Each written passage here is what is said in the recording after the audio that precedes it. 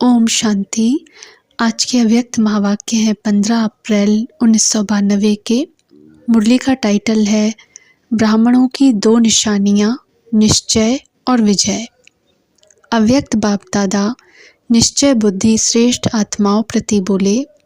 आज बाप दादा चारों ओर के ब्राह्मण बच्चों की विशेष दो निशानियां देख रहे हैं। ब्राह्मण अर्थात निश्चय बुद्धि और निश्चय बुद्धि अर्थात विजयी। तो हर एक ब्राह्मण निश्चय बुद्धि कहाँ तक बने हैं और विजयी कहाँ तक बने हैं, क्योंकि ब्राह्मण जीवन का फाउंडेशन है निश्चय और निश्चय का प्रमाण है विजय। तो निश्चय और विजय दोनों की परसेंटेज एक है या अंतर है, रिजल्ट क्या देखी होगी। निश्चय की परसेंटेज सभी ज़्यादा अनुभव करते हैं और विजय की परसेंटेज निश्चय से कम अनुभव करते हैं। जब किसी से भी पूछते हैं कि निश्चय कितना है तो सभी कहते हैं 100%, और निश्चय की निशानी विजय कितनी है उसमें 100% कहेंगे। आपका स्लोगन निश्चय बुद्धि विजयंती। फिर निश्चय और विजय में अंतर क्यों? निश्चय और विजय दोनों निशानियां समान होनी चाहिए ना, लेकिन अंतर क्यों है? इसका कारण क्या? कोई भी फाउंडेशन जब पक्का किया जाता है तो उस स्थान को चारों ओर अटेंशन देकर पक्का किया जाता है। अगर चारों ओर में से एक कोना भी कमज़ोर रह जाए तो पक्का रहेगा या हिलता रहेगा। ऐसे ही निश्चय का फाउंडेशन चारों ओर अर्थात विशेष 4 बातों का संपूर्ण निश्चय चाहिए। वह 4 बातें पहले भी सुनाई हैं। एक तो बाप में संपूर्ण निश्चय, जो है जैसा है, जो श्रीमत जैसे बाप की दी हुई है उसी विधि पूर्वक यथार्थ जानना और मानना और चलना। दूसरी बात, अपने श्रेष्ठ स्वमान संपन्न श्रेष्ठ भाग्यवान आत्मा स्वरूप को जानना, मानना और चलना। तीसरी बात, अपने श्रेष्ठ ब्राह्मण परिवार को यथार्थ विधि से जो जैसा है वैसे जानना, मानना और चलना। चौथी बात, सारे कल्प के अंदर इस श्रेष्ठ पुरुषोत्तम योग व समय को उसी महत्व से जानना, मानना और चलना। इन 4 बातों में जो अटल निश्चय बुद्धि है और चारों में संपन्न परसेंटेज है तो उसको कहेंगे संपूर्ण यथार्थ निश्चय बुद्धि। यह चारों ही निश्चय के फाउंडेशन के स्तंभ हैं। सिर्फ एक बाप में निश्चय है और तीनों बातों में से कोई भी स्तंभ कमज़ोर है, सदा मजबूत नहीं है, कभी हिलता कभी अचल होता है, तो वह हलचल हार खिलाती है, विजयी नहीं बनाती। कोई भी हलचल कमज़ोर बना देती है और कमज़ोर सदा विजयी बन नहीं सकता। इसलिए निश्चय और विजय में अंतर पड़ जाता है। बाप दादा के सामने बहुत बच्चे भोले बन कर के रूह रिहान करते हैं कि हमें निश्चय तो पूरा है, बाबा मैं आपका और आप मेरे हो, यह पक्का है। 100% तो क्या 500% निश्चय है, लेकिन हलचल भी है। फिर मनाने के लिए कहते हैं आप तो हमारे हो ना, पक्का कराते हैं। बहुत भोली बातें करते हैं, मैं जो हूँ जैसी हूँ आपकी या आपका हूँ। तो बाप भी कहते हैं आप जो हो जैसे हो मेरे हो, लेकिन बाप जो है जैसा है आपका है। भोला बनना अच्छा है, दिल से भोले बनो, लेकिन बातों में और कर्म में भोले नहीं बनो। दिल के भोले भोलानाथ के प्यारे हैं। बातों में भोले स्वयं को भी धोखा देते तो दूसरों को भी धोखा दे देते, और कर्म के भोले अपना भी नुकसान करते हैं तो सेवा का भी नुकसान करते हैं। इसलिए दिल से भोले बनो, बिल्कुल सेंट ऐसे भोले। सेंट अर्थात महान आत्मा, लेकिन बातों में त्रिकालदर्शी बन करके बात सुनो और बोलो। कर्म में हर कर्म के परिणाम को नॉलेजफुल होकर जानो और फिर करो। ऐसे नहीं कि होना तो नहीं चाहिए था लेकिन हो गया, बोलना नहीं चाहिए था लेकिन बोल लिया। इससे सिद्ध है कि कर्म के परिणाम को न जान भोलेपन में कर्म कर लेते हो। ऐसे नहीं समझो कि हम भोले हैं इसलिए ऐसे हो जाता है। ऐसे अपने को छुड़ाना नहीं है। दिल का भोला सबका प्यारा होगा। तो समझा भोला किसमें बनना है? तो निश्चय और विजय को समान बनाने की विधि क्या हुई? चारों तरफ 4 बातों का समान परसेंटेज वाला निश्चय हो। कई बच्चे और क्या कहते हैं कि बाबा आप में तो निश्चय है, लेकिन अपने आप में इतना निश्चय नहीं है। कभी होता है, कभी अपने में निश्चय कम हो जाता है। फिर उन्हों की भाषा क्या होती है? एक ही गीत गाते हैं, पता नहीं, पता नहीं, पता नहीं। पता नहीं ऐसे क्यों होता है, पता नहीं मेरा भाग्य है, पता नहीं बाप की मदद मिलेगी व नहीं, पता नहीं सफलता होगी व नहीं। जब मास्टर सर्वशक्तिवान हो तो इस निश्चय में कमी है, तब पता नहीं का गीत गाते हो। और तीसरे फिर क्या कहते हैं कि बाबा हमने तो आपको देख करके सौदा किया, आप हमारे हो हम आपके हैं। इस ब्राह्मण परिवार से हमने सौदा नहीं किया, ब्राह्मण परिवार खिटखिट है, आप ठीक हो। ब्राह्मणों के संगठन में चलना मुश्किल है, एक आपसे चलना सहज है। तो बाप दादा क्या कहेंगे? बाप दादा मुस्कुराते हैं। ऐसे बच्चों से बाप दादा का एक प्रश्न है, क्योंकि ऐसी आत्माएं प्रसन्न चित्त नहीं रहती, प्रश्न बहुत करती हैं, ये ऐसा क्यों, ऐसा होता है क्या? तो वह प्रसन्न चित्तात्मा नहीं है, प्रश्न चित्तात्मा है। बाप दादा भी उन्हों से प्रश्न करते हैं कि आप आत्मा मुक्ति धाम में रहने वाली हो या जीवन मुक्ति में आने वाली हो? मुक्ति में रहना है, फिर जीवन मुक्ति में आना है ना? तो जीवन मुक्ति में सिर्फ बाबा ब्रह्मा होगा या राजधानी होगी? सिर्फ ब्रह्मा और सरस्वती राजा रानी होंगे? जीवन मुक्ति का वर्षा पाना है ना? आप लोग चैलेंज करते हो कि आदि सनातन धर्म और अन्य धर्म में सबसे बड़ा अंतर है, वो सिर्फ धर्म स्थापन करते हैं और आप धर्म और राज्य दोनों की स्थापना कर रहे हो, यह पक्का है ना? धर्म की स्थापना और राज्य की भी स्थापना कर रहे हो ना? तो राज्य में क्या होगा? सिर्फ एक राजा एक रानी होंगे, एक राजा रानी और आप एक बच्चा या बच्ची, बस ऐसा राज्य होता है। तो हमें राजधानी में आना है, यह याद रखो। राजधानी में आना अर्थात ब्राह्मण परिवार में संतुष्ट रहना और संतुष्ट करना, श्रेष्ठ संबंध में आना। अभी बाप दादा पूछेंगे सभी से कि आप माला में आने चाहते हो, या कहेंगे माला से बाहर रह गए तो भी ठीक है, हर्जा नहीं है। माला में आना है, चाहे 108 में आओ, चाहे 16,000 में आओ, लेकिन आना है व नहीं? किसी ने कहा हाँ जी। बाप दादा ने कहा फिर अभी ब्राह्मण परिवार से क्यों घबराते हो? जब कोई बात होती है तो क्यों कहते हो हमारा तो बाबा है, बहनें क्या करेंगी, भाई क्या करेंगे? हमने भाई बहनों से वायदा नहीं किया है, लेकिन यह ब्राह्मण जीवन शुद्ध संबंध का जीवन है, माला की जीवन है। माला का अर्थ ही है संगठन। ब्राह्मण परिवार के निश्चय में अगर कोई संशय आ जाता है, व्यर्थ संकल्प आ जाता है, तो वह निश्चय को डगमग कर देता है, हलचल में लाता है। बाबा अच्छा, ज्ञान अच्छा, लेकिन ये दादियाँ अच्छी नहीं, टीचर्स अच्छी नहीं, परिवार अच्छा नहीं, यह निश्चय बुद्धि के बोल हैं। उस समय निश्चय बुद्धि कहें कि संकल्प बुद्धि कहें, व्यर्थ संकल्प प्रसन्न चित्त बुद्धि रहने नहीं देते। तो समझा निश्चय की विशेषता क्या है। चौथी रूह रिहान क्या करते हैं? वह फिर कहते कि समय श्रेष्ठ है, पुरुषोत्तम युग है, आत्मा परमात्मा के मेले का युग है, यह सब मानते हैं। फिर क्या कहते? अभी थोड़ा समय तो है ही, इतने में विनाश तो होना नहीं है, यह तो स्थापना के समय से कहते आए हैं कि विनाश होना है, दूसरी दिवाली नहीं आनी है। तो विनाश की बातें तो स्थापना के समय से चल रही हैं। विनाश कहते कहते कितने वर्ष हो गए, अभी भी पता नहीं विनाश कब हो।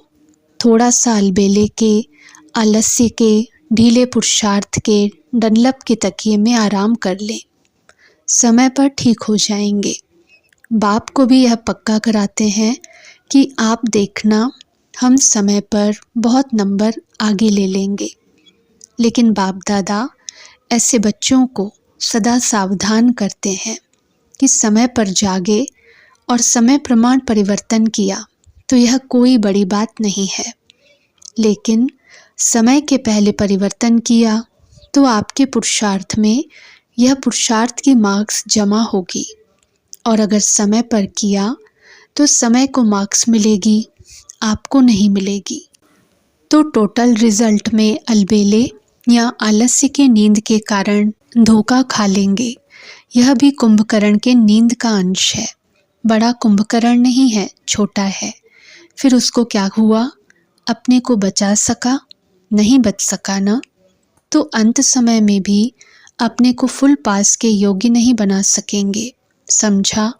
कभी कैसी रूह रिहान करते हो, कभी बहुत हिम्मत की भी करते हो, कभी नाज नखरे की करते हो और कभी खिटपिट की करते हो।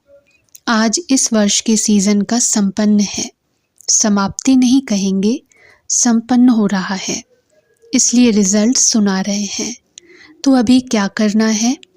चेक करो कि निश्चय के फाउंडेशन के चारों ओर मजबूत है या चारों में से कोई भी बात में मजबूत होने के बजाय बातों के कारण मजबूर है। यह चेक करो। अभी फिर तपस्या करनी है ना। पहले भी सुनाया कि प्यार का सबूत देना है, और प्यार का सबूत है समान बनना। और दूसरी बात क्या करनी है? यह वर्ष का होमवर्क दे रहे हैं। एक वर्क तो सुना, दूसरी बात अपने चारों ओर के फाउंडेशन को पक्का करो। एक भी बात में कमजोरी नहीं हो, तभी माला के मणके बन पूज्य आत्मा व राज्य अधिकारी आत्मा बनेंगे। क्योंकि ब्राह्मण सो देवता बनना है, सिवाय ब्राह्मण के देवता नहीं बन सकते हैं। ब्राह्मणों से निभाना अर्थात दैवी राज्य के अधिकारी बनना, तो परिवार से निभाना पड़ेगा, हलचल को समाप्त करना पड़ेगा। तब निश्चय और विजय दोनों की समानता हो जाएगी। यह अंतर मिटाने का महामंत्र है। चारों ओर मजबूत होना, चार ही निश्चय की परसेंटेज समान बनाना है। समझा? होमवर्क स्पष्ट हुआ ना?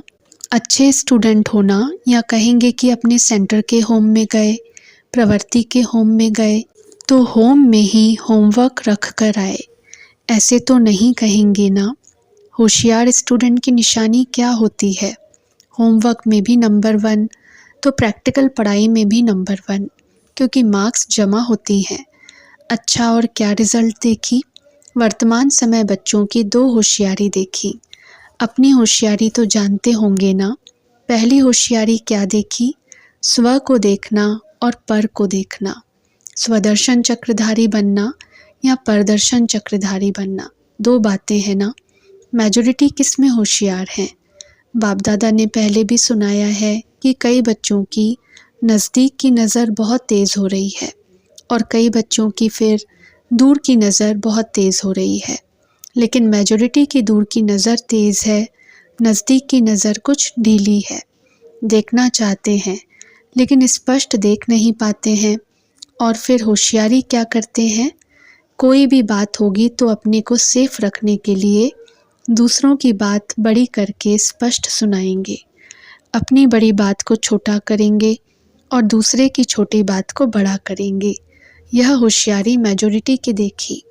दूसरी होशियारी क्या देखी? आजकल एक विशेष भाषा बहुत यूज़ करते हैं कि हमसे असत्य देखा नहीं जाता, असत्य सुना नहीं जाता, इसलिए असत्य को देख, झूठ को सुन करके अंदर में जोश आ जाता है। तो यह भाषा राइट है?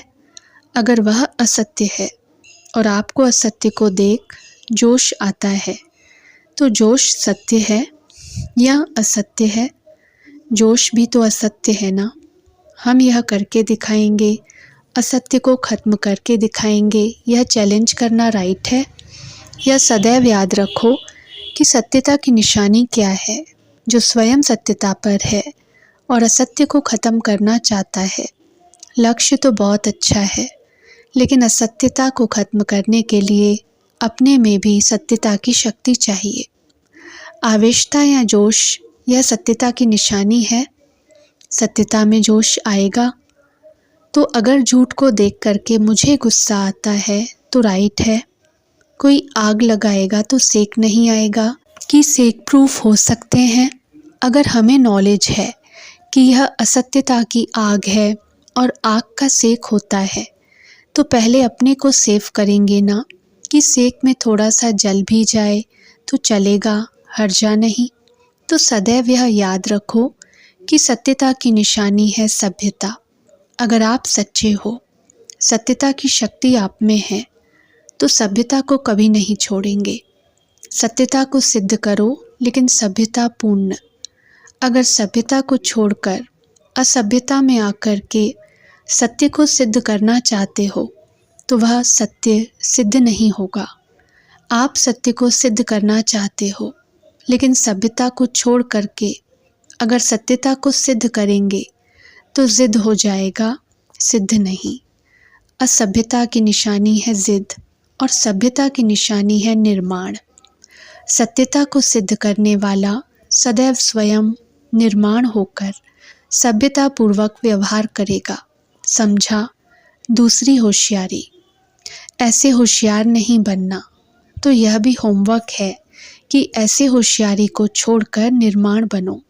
बिल्कुल निर्माण। मैं राइट हूँ, यह रॉन्ग है, यह निर्माणता नहीं है।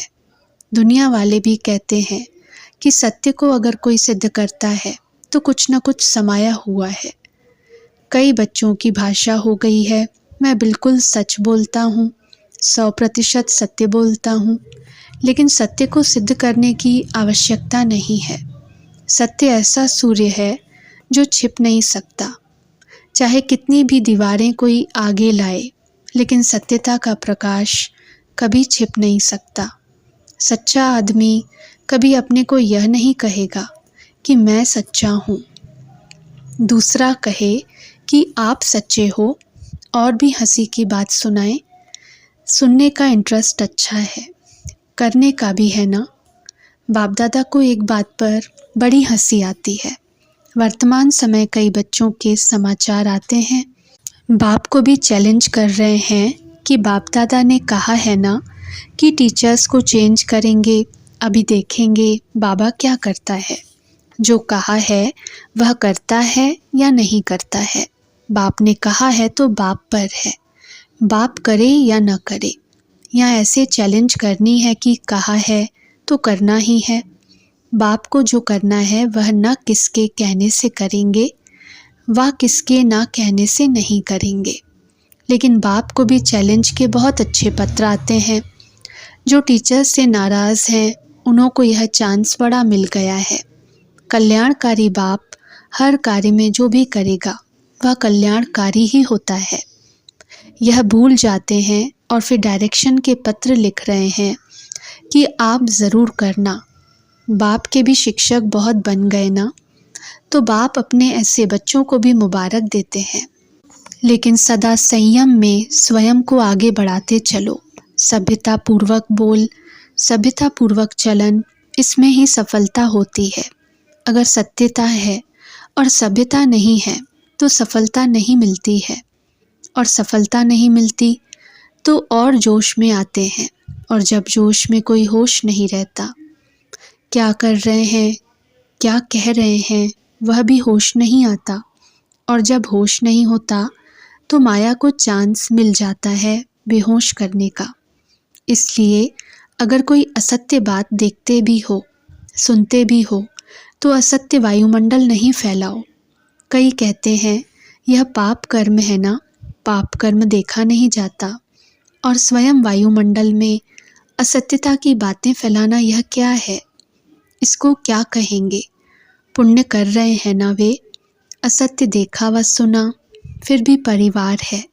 लौकिक परिवार में भी अगर कोई ऐसी बात देखी जाती है, सुनी जाती है, तो क्या किया जाता है, फैलाया जाता है, अखबार में डाला जाता है कि कान में सुना और दिल में छिपाया, तो यह भी व्यर्थ बातों का फैलाव करना, यह भी पाप का अंश है। यह छोटे छोटे पाप जो होते हैं वह अपनी उड़ती कला के अनुभव को समाप्त कर देते हैं, क्योंकि सबसे भारी ते भारी है पाप। अगर पाप का अंश भी है तो उड़ेगा कैसे? बोझ वाला उड़ेगा। आजकल बहुत रॉयल भाषा में फैलाव करते हैं, कहते हैं यह नया समाचार लाया हूँ। आप तो बहुत बुद्धू हो, आपको कोई समाचार का पता नहीं पड़ता। हम देखो नॉलेजफुल हैं, कितने समाचार का पता है। ऐसे समाचार सुनने वालों के ऊपर भी पाप और सुनाने वाले के ऊपर और ज़्यादा पाप। इसलिए तपस्या वर्ष में यह सूक्ष्म पापों का बोझ समाप्त करो, तब समान बन सकेंगे। नहीं तो सोचते हैं कि हमने तो कोई गलती की नहीं, लेकिन यह रॉयल गलती बहुत करते हैं। इसको रॉयल समझते हैं। मैंने सुना तो ऐसे ही सुना दिया, भाव कोई नहीं था मेरा, लेकिन रिजल्ट क्या है? फैलाना अर्थात बोझ के अधिकारी बनना। तो आजकल यह भी एक रिवाज हो गया है। आपस में मिलेंगे ना तो पहले तो समाचार सुनाएंगे, नए नए समाचार। कहेंगे किसको सुनाना नहीं, सिर्फ आपको ही सुना रहे हैं। लेकिन बाप ने तो सुना, रजिस्टर में दाग तो हुआ या नहीं? इसलिए इस बात का भी अटेंशन अंडरलाइन करो। ऐसे नहीं समझो कि बाप दादा को पता ही नहीं पड़ता। दादियाँ तो कोने में बैठी हैं, उनको क्या पता। दादियों को नहीं पता, लेकिन आपके रजिस्टर में ऑटोमेटिक नोट हो जाता है। जब आजकल के कंप्यूटर में सारा रिकॉर्ड भर जाता है, तो क्या आपके रजिस्टर में ऑटोमेटिक यह रिकॉर्ड भर नहीं जाएगा? दादियाँ नहीं देखती और नहीं देखते, लेकिन रजिस्टर देख रहा है। तो ऐसा परिवर्तन करो, क्योंकि बाप दादा ने रिजल्ट में देखा कि तपस्या पावरफुल न होने का कारण क्या है, सदा विजयी बनने में विघ्न रूप क्या है। इन विघ्नों को स्वयं से समाप्त करो। दूसरा बदले तो मैं बदलूं, इनको चेंज करो तो हम चेंज होंगे। यह भाषा यथार्थ है।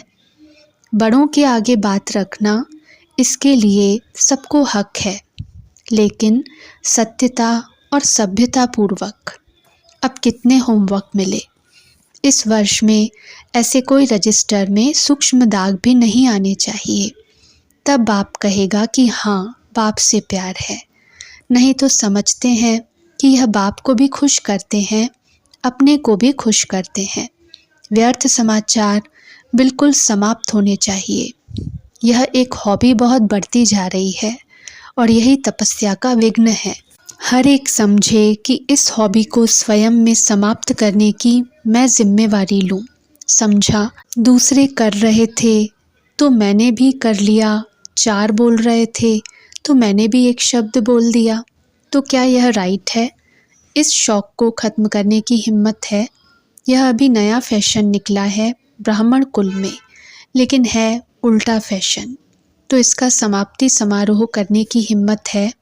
जो कहते हैं कोशिश करेंगे, ट्राई करने वाले हाथ उठाओ। अभी देखना बाप दादा सेंटर का नाम अनाउंस करेगा। इस सेंटर पर, इस स्थान पर यह वातावरण है। यह पसंद है या डरेंगे? यह डर अच्छा है कि हमारा नाम नहीं आवे। देखना हाथ उठाया है, फिर धर्मराजपुरी में भी यह हाथ उठेगा। बाप का साथी धर्मराज भी देख रहा है कि सभी ने हाथ उठाया है, लेकिन फ़ायदा किसको? जितना कायदा उतना फ़ायदा है। जो कायदे में चलते हैं उनको स्वयं ही अंदर फ़ायदा होता है। बाहर से कोई फ़ायदा देवे न देवे, लेकिन जो अंदर का हल्कापन और अंदर की खुशी होती है वह फ़ायदा सबसे ज़्यादा है। कोई अच्छा कहे न कहे, लेकिन स्वयं में अच्छे बनने की शक्ति आ जाती है। समझा? वर्ष की रिजल्ट सुनी। अभी क्या करेंगे? स्व परिवर्तन करना, दूसरे के परिवर्तन की चिंता नहीं करना। इसको शुभ चिंतक नहीं कहा जाता है। फिर कहते हैं हम चिंता नहीं करते हैं, शुभ चिंतक है ना।